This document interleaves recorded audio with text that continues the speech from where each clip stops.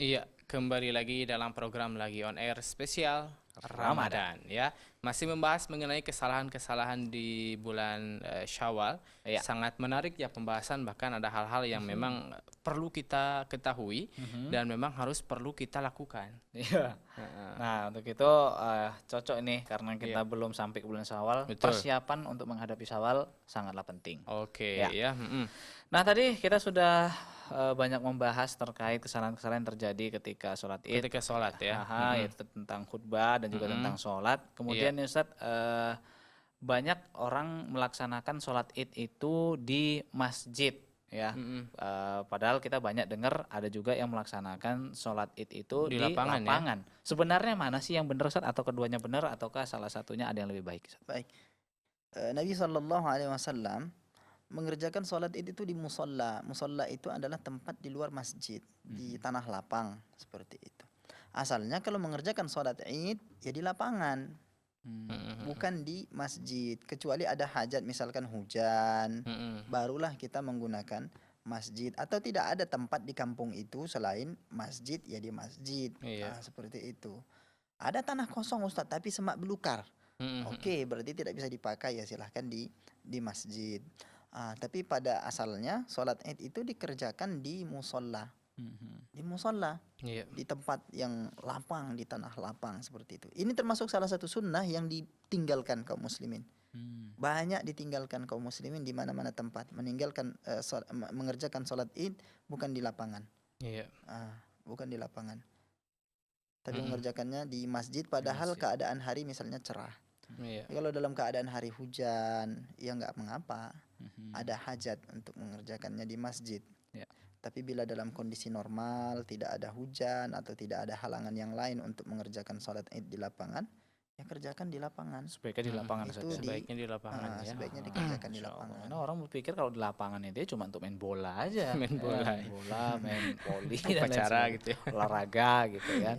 Ternyata kalau sholat id baiknya sih sebenarnya di lapangan. Ada lagi nih Ustadz, kesalahan-kesalahan yang mungkin ma'ruf dan terkenal untuk kalangan Indonesia, yaitu pergi dengan hal-hal yang buruk, pulang membawa yang baik gitu. baik. Maksudnya adalah pergi bawa sambungan, sendal sambungan, pulang pakai sendal baru. Iya. Nah tentu ini sebenarnya kalau saya memandangnya lebih kepada perlunya manajemen, pengaturan dari pihak penyelenggara, nanti panitia yang menyediakan tempat bagi kaum muslimin untuk melaksanakan sholat itu. Sepatutnya hal ini juga menjadi perhatian. Iya. Memang secara ibtidaan, apa saya katakan ibtidaan itu ya, setiap individu ya membawa bendanya sendiri-sendiri gitu kan. Dan setiap individu mempertanggungjawabkan perbuatannya. Iya. Tetapi kadang-kadang ya kan, seperti pesan salah satu Bang Napi ya. Kejahatan itu tidak terjadi bukan hanya kejahatan itu terjadi bukan hanya karena ada dorongan dari pelakunya, artinya niatnya. Tapi kadang-kadang karena ada peluang. Ada kesempatan ya. Ada kesempatan. Nah, kebanyakan panitia penyelenggara sholat id ya, yang menyediakan tempat bagi kaum muslimin, luput memperhatikan masalah ini. Iya. Jadi tempat sendal tidak disediakan, keamanan jamaah tidak diperhatikan. Islam itu kan menghendaki kita melakukan pekerjaan kita itu dengan itqan, dengan baik.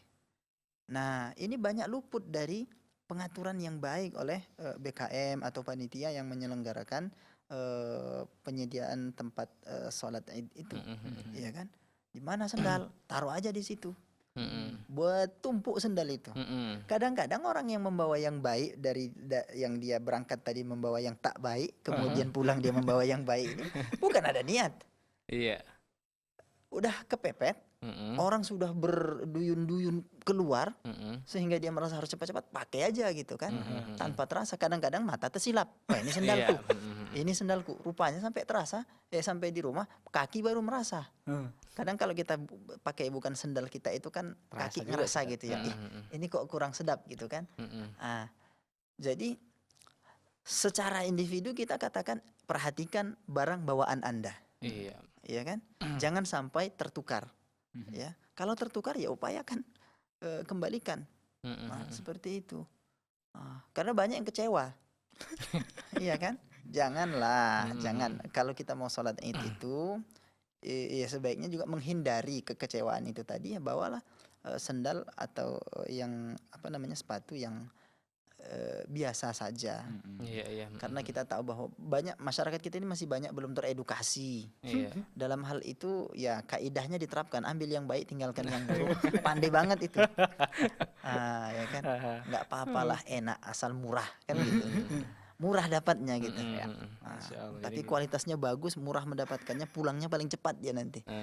Seperti itu. Ya, kemudian Ustaz, ada kebiasaan juga Ustaz. Karena kita pakai sendal bagus ya, kena air takut lekang dia Ustaz. Ya. Akhirnya pakai sendal punya entah siapa aja, dipakai aja gitu Ustaz. Nah, itu boleh nggak, Maksudnya Ustaz? Ini kan pas wudhu gitu Ustaz. ketika mau wudu.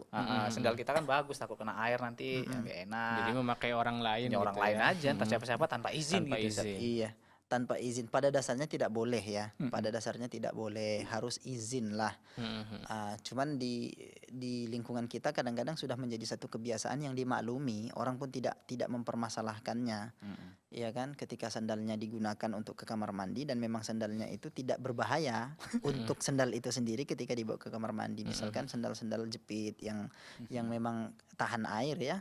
Itu sudah dimaklumi. Saya pikir di lingkungan kita ini tidak ada masalahnya. Walaupun pada asalnya harus izin, tapi sesuatu hal yang sudah menjadi ma'ruf itu tidak dipermasalahkan lah ya. Artinya masyarakat pun tetap mengizinkan kita menggunakan sandalnya. Tapi kalau sekarang, kalau bicaranya di masjid ya, sekarang masjid-masjid sudah, ini satu peningkatan yang baik. Mereka sudah beli sandal wudhu namanya. Oh, betul. Di masjid-masjid itu sudah ada sandal wudhu. Cuman bagus deh. Iya. Cuman tak dipelihara. Iya kan? Iya, Sandal wudhu ini tak dipelihara. Udah berserak saja di situ, nggak dipelihara, tidak adalah pemeliharaan. Yang kanan kemana, yang kiri kemana Iya. ya. Oke. Setelah ini apa ya, kebiasaan-kebiasaan lain yang tentunya ma'ruf di Indonesia, Ustadz, adalah setelah bubar nih. Setelah bubar salam-salaman, Ya, Ustadz. di Indonesia biasa salaman. Iya. Gitu, Ustaz. Sebenarnya Nabi SAW melakukan hal itu. Selesai sholat Id, beliau tak langsung pulang. Beliau berdiri sejenak di tengah jamaah, agak-agak 1 jam begitu, melihat kaum muslimin, melihat bagaimana mereka berhamburan, ya kan, menanyai kabar mereka, dan sahabat juga melakukan hal ini, dan mereka saling mengucapkan taqabbalallahu minna wa minkum. Taqabbalallahu minna wa minkum. Ya, ahlan wa sahlan. Bersalam-salaman sesama kaum muslimin, mengucapkan selamat, menunjukkan kegembiraan. Dalam batas itu tidak mengapa. Tapi kemudian kekeliruan yang terjadi di tengah-tengah masyarakat kita adalah bersalam-salaman kemudian bukan dengan mahram, lain jenis, kemudian bersalam-salaman, Masya Allah. bersentuhan, begitu kan, apalagi sampai dicium tangan. Yang menyedihkan itu juga dilakukan oleh orang yang dianggap sebagai tokoh-tokoh agama. Saya yakin bukan mereka tak tahu dengan hadis Nabi SAW, akan tetapi kadang-kadang kecintaan terhadap kedudukan yang tinggi itu membuat orang-orang lalai untuk melaksanakan tuntunan Nabi SAW. Dalam hal ini juga setelah sholat Id, mungkin tidak semua daerah ya, sebahagian daerah, khususnya kalau di kampung saya itu memang masih berlaku seperti itu. Kadang ibu-ibu tuh begitu bapak-bapak sudah selesai bersalam-salaman, tentu bertakbir, silahkan ya, ibu-ibu setelah itu datang nyalamin bapak-bapak gitu kan. Sebenarnya tak perlulah itu. Nabi SAW juga tidak menyalami wanita-wanita saat beliau dibaiat oleh para wanita itu. Cukup dengan isyarat begini saja. Kita tahulah bahwa kita harus saling memaafkan, saling menghormati, saling bergembira, begitu kan. Nah, itu perlu dicatat. Cukuplah wanita bersama wanita, laki-laki bersama laki-laki. Dan satu hal yang perlu dicatat adalah bahwa Nabi SAW itu, ini juga kekeliruan banyak, ditinggalkan kaum muslimin. Tidak bertakbir, berangkat dari rumah ke masjid tidak mengucapkan takbir. Ya, sebaiknya berangkat dari rumah ke musalla itu berjalan kaki. Ya, Ini bawa motor itu kan. Enggak. Sebaiknya tabkir dan takbir. Tabkir itu artinya bergegas. Waktunya kapan? Dari semenjak sholat subuh, ahlan wa sahlan. Bahkan ada keutamaan kalau kita menunggu sholat Id itu semenjak dari sholat subuh. Nabi sallallahu alaihi wasallam mengatakan, "Wa mazala ar-rajulu fi salatin ma intazara as-salah." Jadi seseorang itu akan diberi ganjaran mengerjakan sholat selama dia menantikan waktu sholat yang lain yang akan datang. Seperti itu. Jadi disunnahkan kita bertakbir. Untuk makmum disunnahkan untuk bergegas ke masjid. Tapi untuk imam disunnahkan untuk mengakhirkan kedatangannya ke musalla itu. Oh, beda ya Ustaz ya. Iya. Karena begitulah Nabi sallallahu alaihi wasallam melakukan. Saat salat Id beliau agak lama datangnya. Jadi seperti itu. Begitu selesai salat Id, Nabi sudah tidak bertakbir lagi. Idul Fitri ya. Kalau Idul Adha masih terus sampai hari terbenam matahari di hari tasyrik. Seperti itu. Jadi selesai salat Idul Fitri, Nabi sallallahu alaihi wasallam tidak bertakbir lagi dan bergaul dengan manusia. Kemudian beliau kembali ke rumahnya menempuh jalan yang lain dari jalan yang ditempuhnya ketika berangkat tadi. Iya. Beda dia Ustaz. Ini banyak yang tidak tahu juga. Ini sunnah Nabi sallallahu alaihi wasallam. Terkait makan nih Ustaz. Nah, apakah kita harus puasa dulu atau menahan dulu dari sholat subuh, nggak boleh makan sampai pulang sholat gitu Id? ya. Baik. Kalau untuk sholat Idul Fitri, Nabi sallallahu alaihi wasallam menyunnahkan kita agar kita makan terlebih dahulu sebelum mengerjakan sholat Id. Ya. Karena namanya juga Idul Fitri. Idul Fitri di hari raya itu kita adalah hari raya makan-makan. Seperti itu. Jadi kita disunnahkan sebelum sholat makanlah dulu beberapa butir kurma, minum air, kemudian pergilah ke masjid. Dan disunnahkan untuk sholat Idul Fitri ini agak diakhirkan sedikit supaya memberi kesempatan bagi orang-orang yang belum sempat pada malam hari untuk menunaikan zakat fitrahnya supaya sempat menunaikan zakat fitrah pada pagi itu. Namun untuk sholat Idul Adha itu disunnahkan untuk menahan makan sampai selesai sholat Idul Adha, barulah nanti makan setelah sholat Idul Adha supaya kita bisa makan dari apa yang kita sembelih. Mengambil keutamaan itu. Untuk Idul Adha setelah sholat. Untuk Idul Fitri sebelum sholat kita harus diperhatikan ya, jangan kebalik gitu.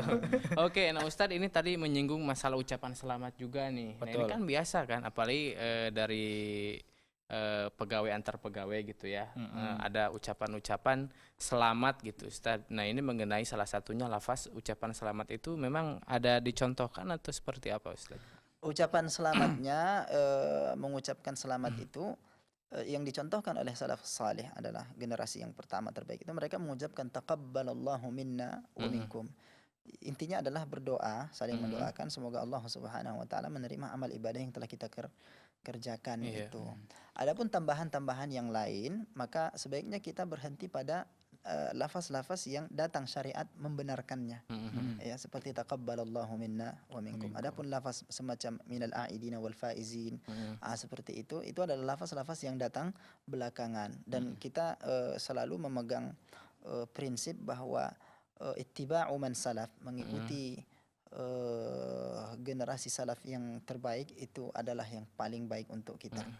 Ya. Walaupun lafaz-lafaz yang belakangan datang ini tidak membawa makna-makna yang rusak, maka dia akan berlaku boleh saja gitu. Misalkan kullu amin wa antum bi khairin, hal itu tidak mengapa diucapkan. Ya, seperti itu. Masya Allah. Alhamdulillah, nampaknya waktu kita sudah habis nih Ustaz. Untuk itu kami ucapkan terima kasih atas kebersamaan Anda dan tak lupa pula kita ucapkan terima kasih kepada Al Ustaz yang telah hadir di studio. Masya Allah. Syukran Ustaz, jazakallah khairan. Jazakumullah. Oke, sahabat keluarga muslim dan tentunya mudah-mudahan kita mendapatkan ilmu yang bermanfaat untuk kita semua ya. Dan akhir kata saya Fatur Rahman dan saya Mas Slamet. Ya, mewakili kru kerabat yang bertugas pamit undur diri dan wassalamualaikum warahmatullahi wabarakatuh.